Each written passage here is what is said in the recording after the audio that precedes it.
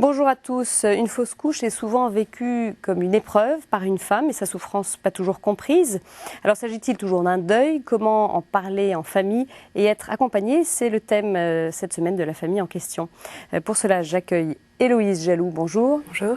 Vous avez fait une fausse couche lors de votre seconde grossesse. Oui. Vous nous direz un petit peu comment vous l'avez vécu. Vous avez également un petit garçon qui a 16 mois. À vos côtés, j'accueille Catherine Bergeret-Amselec. Bonjour. Bonjour Stéphanie. Vous êtes psychanalyste, on vous avait déjà reçu lors d'une précédente émission sur l'infertilité. Vous êtes spécialiste de la maternité et merci d'être avec nous à nouveau. Enfin, on a le plaisir de retrouver Jean Villeminot. Jean, bonjour. Bonjour Stéphanie. Et bien, vous êtes diacre, père de famille. Je vous présente, mais j'aurai plus besoin de vous présenter très bientôt. Vous nous donnerez, votre éclairage sur cette question dans les dernières minutes de l'émission. Alors, avant de vous entendre, Héloïse, on va écouter un autre témoignage de femmes ayant vécu une fausse couche. C'est un reportage de Sybille Delettre.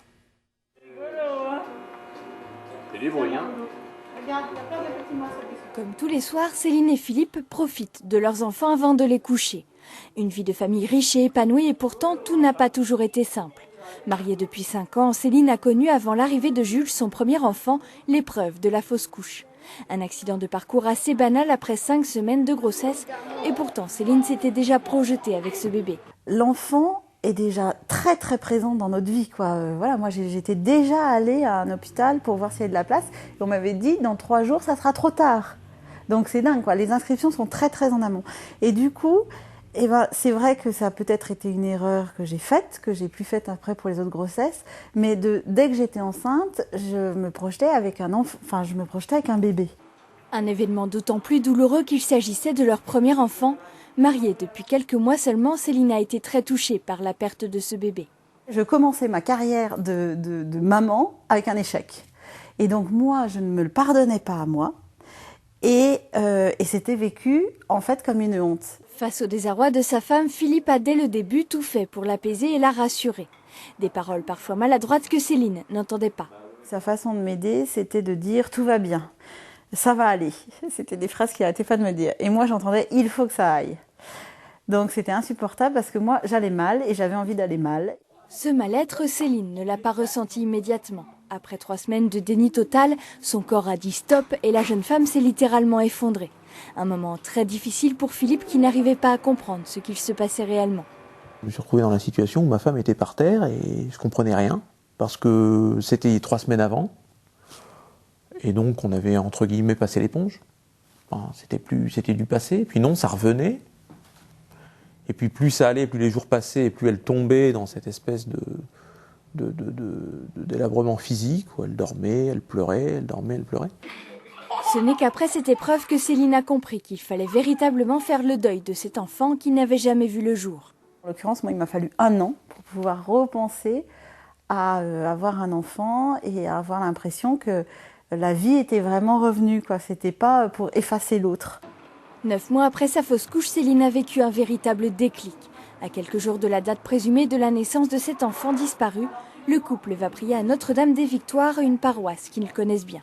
Et en fait, alors que je priais pas particulièrement pour ce bébé et pour ça, c'est comme une bulle qui est remontée d'un fin fond d'un seau d'huile et qui m'a éclaté à la figure en me disant ce bébé c'était une petite fille et il y a un nom qui est venu s'associer à cette petite fille, en l'occurrence qui est très drôle, Angelina, alors que j'aurais jamais choisi ce prénom. Et c'était comme si quelque chose était réalisé, enfin voilà, c'est un peu tout est accompli, voilà. Aujourd'hui, la page est tournée, mais elle fait toujours partie de la vie de cette famille. Grâce à cette épreuve, le couple a compris la fragilité de la vie, mais surtout, ils ont pris conscience encore un peu plus du don que Dieu leur a fait en leur offrant 2 enfants. On garde à vous et priez pour nous. Alors Héloïse, une réaction sur ce témoignage? Vous reconnaissez un petit peu dans ce qui a été dit? Un petit peu dans la douleur que sa femme a vécue. Je pense qu'on se retrouve un peu. Le choc nous a été tout de suite, immédiat. Oui, c'est-à-dire que vous en avez tout de suite pris conscience. Tout de suite, hein. Voilà. C'était pas retardement. Là, j'ai l'impression que son mari disait qu'effectivement, même elle a fait C'était 3 semaines plus tard. Ouais. Nous, ça a été tout de suite. Ça durait, ça a un peu duré. Mais c'est vrai qu'on se rend compte aussi de la chance qu'on a d'avoir déjà un enfant. Oui, on avait déjà Gaspard, donc effectivement, on avait déjà un petit garçon. Et ça nous console, oui et non, parce que le deuil, on a quand même dû faire un vrai deuil. On y reviendra. D'accord. On y reviendra.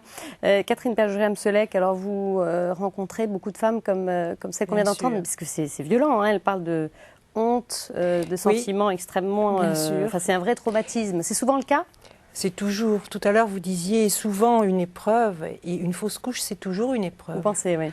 Ah ben j'en suis certaine parce qu'une maman porte un bébé dans son corps, un papa le porte plus dans sa tête, forcément. D'ailleurs, le témoignage le montre. Le futur papa dit mais on passait l'éponge comme si c'était un accident de la vie banal. Et en elle-même. Oui, pour effacer tout ça. Dis long. Pour effacer tout ça.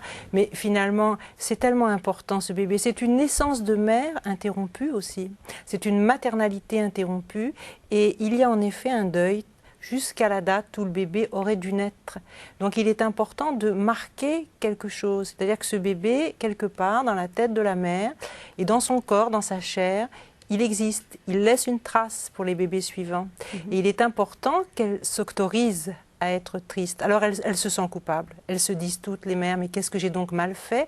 Et elles en ont en effet honte, comme si elles n'étaient pas à la hauteur, et elles ont besoin d'en parler. Et vous avez vu, c'est tabou hein, aussi. C'est très tabou, et justement, entendu. Céline dit, mais moi j'avais envie d'être triste. Et c'est vrai que la famille, c'est tout à fait normal, quand quelqu'un pleure, on lui dit, il ne faut pas pleurer, ne sois pas triste. Mais si, quand on a perdu son bébé qu'on avait en soi, il y a de quoi être triste. C'est une façon de l'accompagner, d'accompagner ce deuil jusqu'à temps que le bébé suivant puisse trouver sa place et se nicher, se nider à l'intérieur de la maman. Voilà. On y reviendra dans ces étapes de deuil.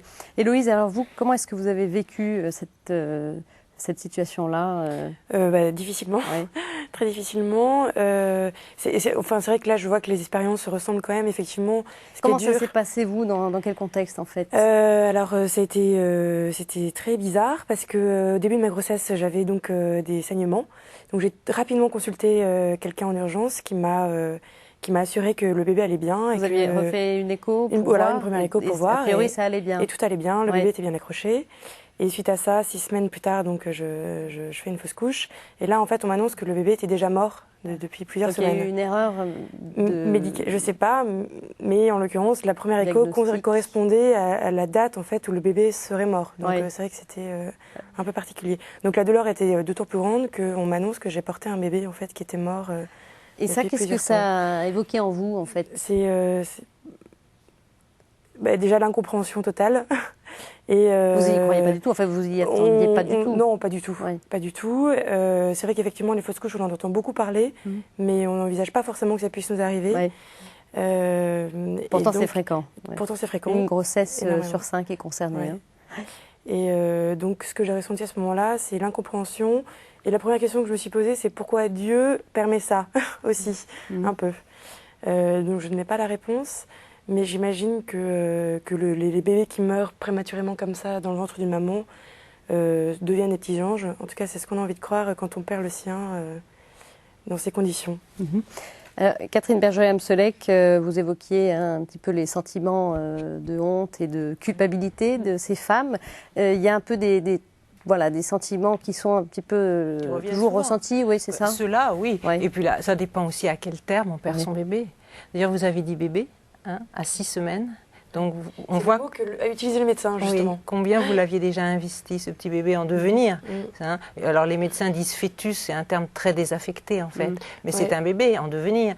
Et c'est vrai que c'est beaucoup plus encore, je pense, traumatisant quand une fausse couche et ensuite quand on le sent bouger. Ouais. Et puis plus qu'à un stade plus. On l'a investi différemment. Je pense que là, vous l'aviez investi avec tout votre cœur et toute votre chair, bien sûr, mais il n'y avait pas encore ce contact de corps à corps. Il était encore imaginaire, si on veut. Oui. Quand on sent le bébé bouger et qu'on le perd, c'est encore un autre traumatisme. C'est beaucoup plus difficile. Et puis, tout dépend ce qui s'est passé dans la vie de cette femme à ce moment-là. On peut avoir reçu un choc émotionnel violent, un deuil. Il peut y avoir d'autres choses. Parfois, on n'a rien reçu du tout. On a fait un petit trajet en voiture et on se dit, ça y est, c'est de ma faute. On cherche toujours ce qu'on a mal fait en se disant, alors c'est que je n'étais pas capable et que je ne le méritais pas. Ce qu'il faut s'enlever de la tête. Parce que les causes des fausses couches sont surdéterminés et il ne faut pas penser que ça soit ou tout biologique ou tout psychique. Il faut penser que c'est souvent les deux en même temps et qu'une cause psychique peut avoir des retentissements biologiques. Il y a aussi, par contre, à consulter des spécialistes qui, dans les fausses couches précoces, sont vigilants et prescrivent des médicaments comme de l'utrogestan, qui peut justement aider à ce que le petit bébé se fixe. Oui. Et que quand on perd du sang et qu'on attend un bébé, il faut tout de suite aller voir la bonne personne. Voilà, pour voir ce qu'il faut faire et être prudent, voilà. Et surtout ne pas faire, ne pas faire de. Je voyais une chose importante, je trouve, mais là les médecins sont partagés. Je ne suis pas médecin, hein, je ne suis que psychanalyste, mais je trouve qu'il ne faut pas faire de voiture ni de TGV les 3 premiers mois. Et surtout, c'est souvent dit quand même par les médecins. Oui, et surtout le trésor, je trouve, c'est de ne pas l'annoncer trop tôt. Oui. Je trouve que ça regarde le couple et que c'est, je dis le trésor parce que c'est un secret qu'on partage au début, parce que tant qu'on n'est pas enceinte de 3 mois, les choses sont tout peut arriver. Voilà. Héloïse, alors vous, comment ça s'est passé dans votre entourage? Est-ce que vous vous êtes sentie écoutée? Très. Que ce soit par votre mari ou amis, par ma famille, mes frères, mes Oui. sœurs, On mes a parents. compris ce que vous ressentiez ou pas? Oui, mais pas de la manière dont j'aurais voulu en fait. Effectivement, on m'a beaucoup dit c'est normal d'aller mal, c'est normal. Et peut-être que moi j'avais plus besoin de l'inverse, de me dire maintenant passe à autre chose, tourne la page, la vie continue, t'as déjà un enfant. Ouais. Et du coup de trop entendre tu vas mal, c'est normal.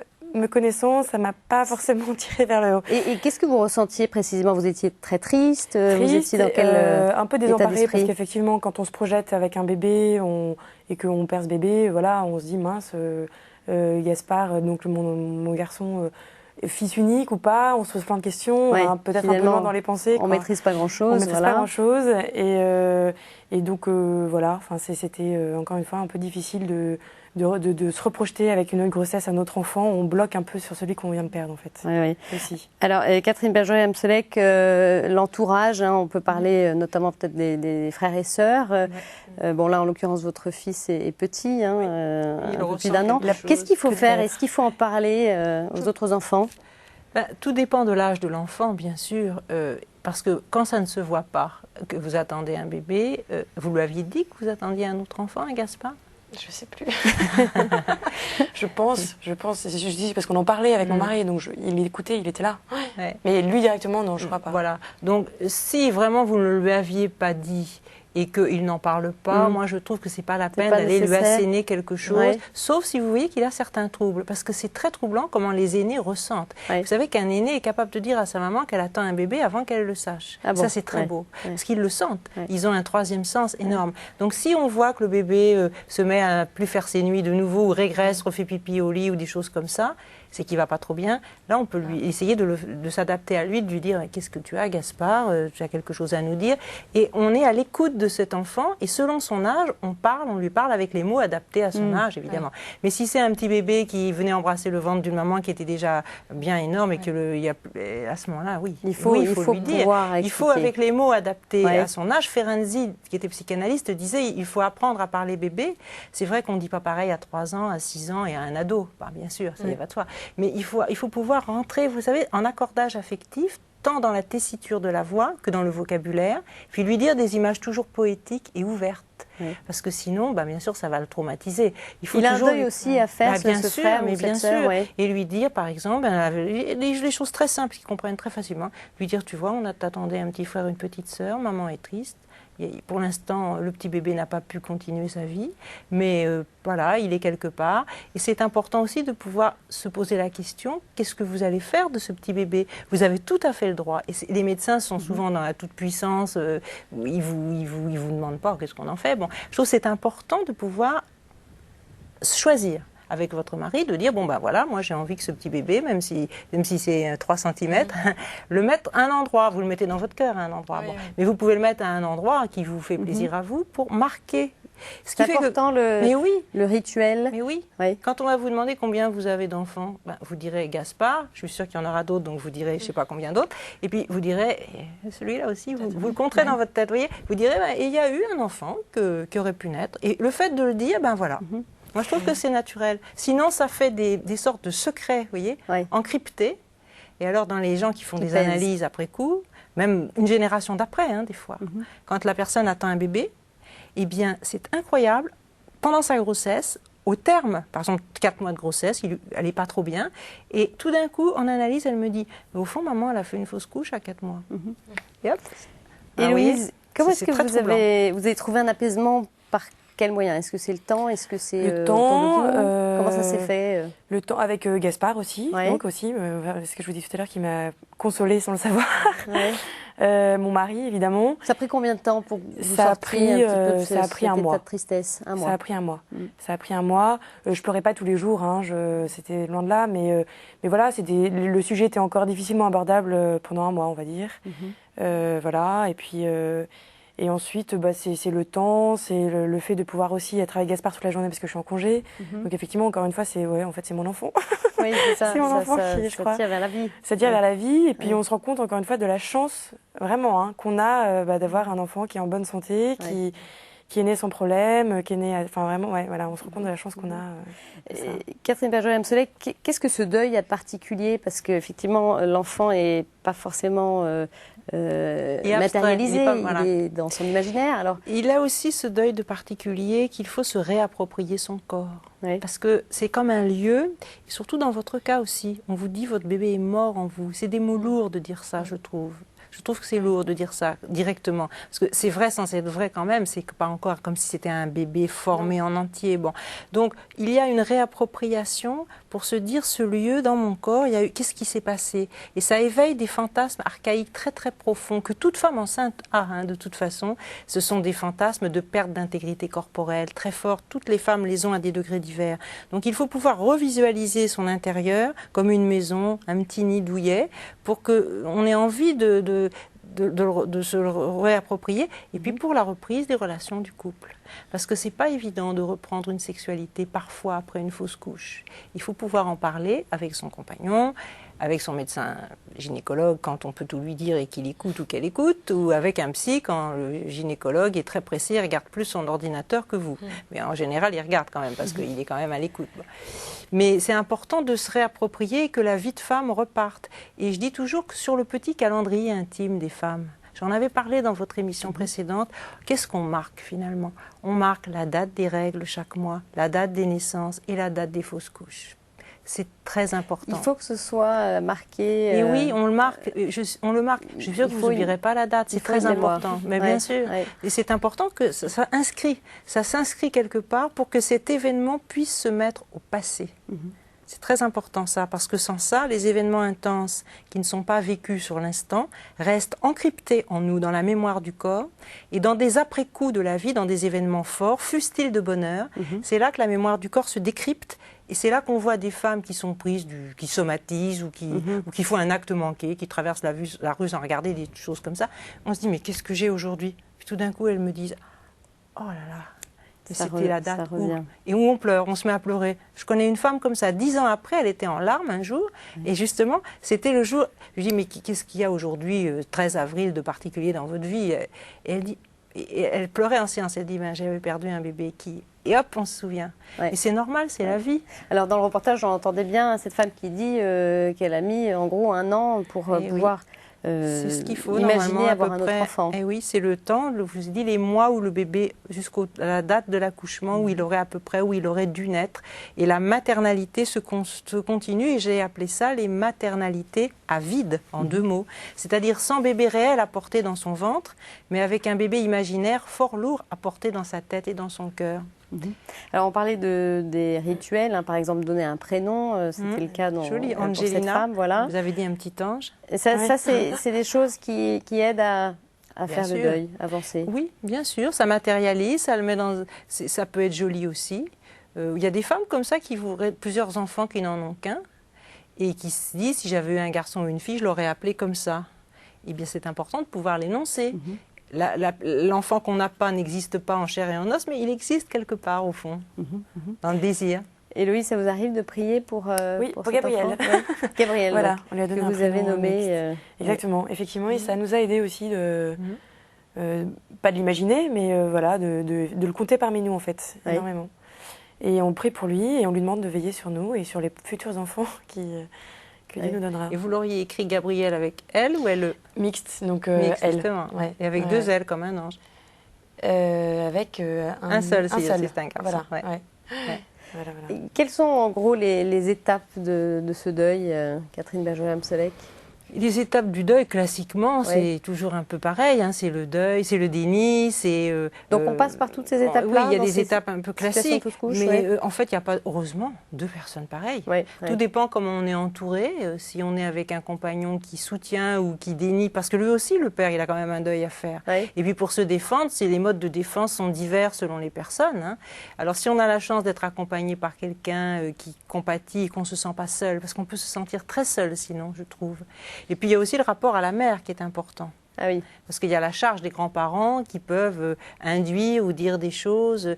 Donc les phases sont quand même assez variables. Mais enfin, en général, il y a des phases de déni, refus, colère, marchandage, dépression, acceptation. D'accord. On peut vivre un peu les choses à retardement parfois. Voilà, du coup, ah alors. oui, bien sûr. Ouais, c'est souvent le cas.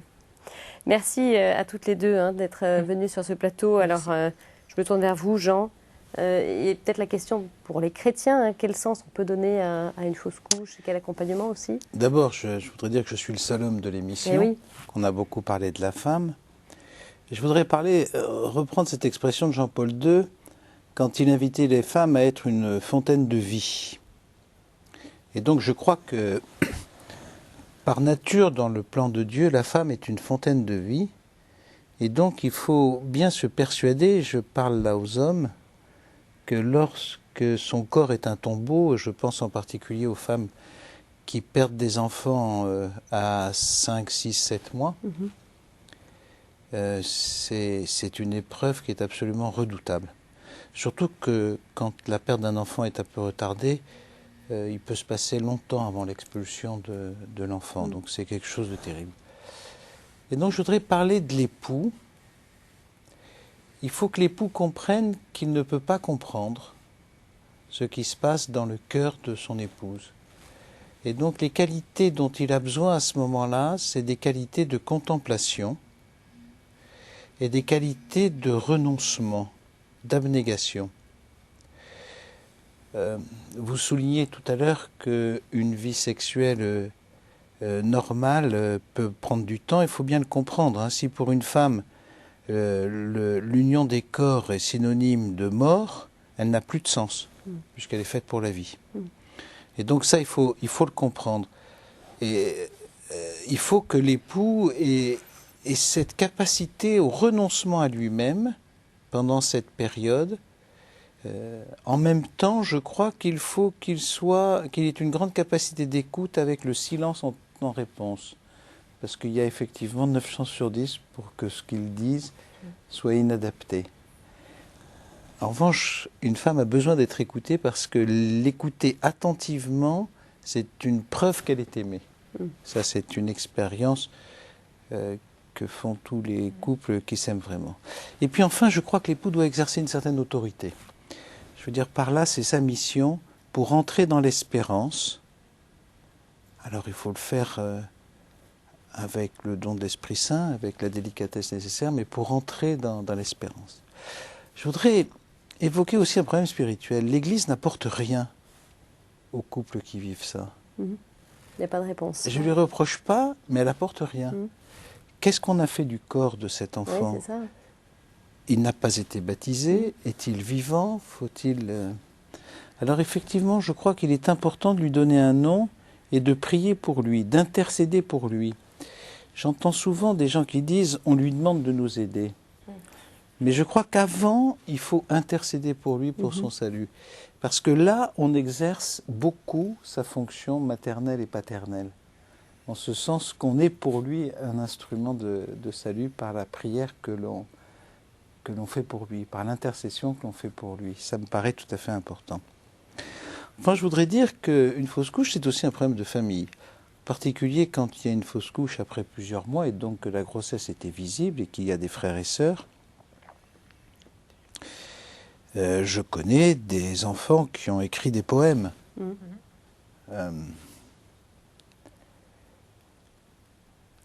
Après la fausse couche de leur mère, et donc Ce sont des choses qui sont très importantes également de pouvoir évoquer. Voilà. Ce qu'il y a, c'est qu'il faut croire à la vie et il faut rentrer dans cette espérance de la résurrection. Ça peut donc être une expérience spirituelle hors du commun. Merci, on terminera sur ces mots. Merci à tous les trois. Je signale votre livre, Catherine Bergeron-Amselec, Le mystère des mères, paru aux éditions DDB. Et puis également, sachez que l'association chrétienne Agapa accompagne des femmes ayant vécu une interruption de grossesse. Vous trouvez toutes les informations sur son site agapa.fr. Merci beaucoup et je vous dis à la semaine prochaine. Au revoir.